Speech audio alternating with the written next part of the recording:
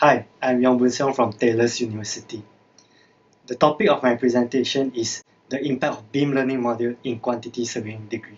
The study of the researchers from Malaysia, Iran, and Hong Kong shows that the major beam adoption challenges are caused by the lack of skilled manpower and lack of education. To overcome this, there is a group of researchers suggested to tackle this issue by implementing beam learning module in education sector. However, there is no valid statistic to show the effectiveness of this initiative. Hence, I have conducted this study to seek for the answer. In my research, my first objective is to identify the expectations of consultant QS firms on the individual beam competencies. Then, the second objective is to determine the individual beam competencies of the final year QS undergraduates of Taylor's University.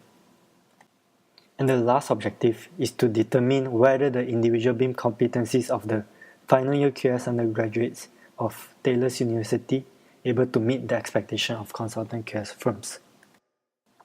Since the target population is not small, the data will be collected through questionnaire in order for me to analyze them statistically.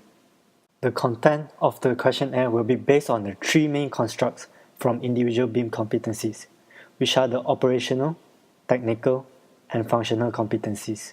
Individual beam competencies is a term developed by Sukar, an Australian researcher, to assess the beam skill level of an individual.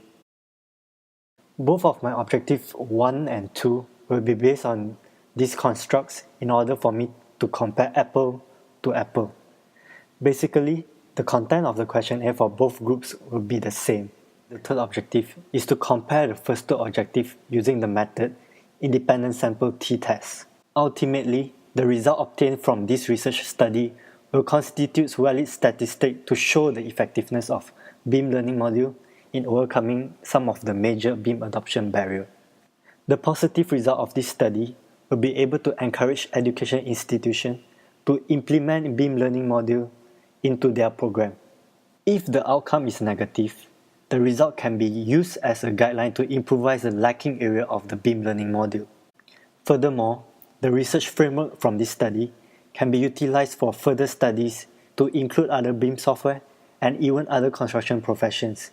Of course, slight modifications on the research framework will be required to suit BIM software with different operating methods and other construction professions with different skill requirements on BIM.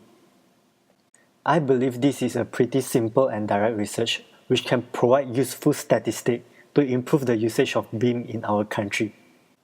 That's all for my presentation. Thank you for your time.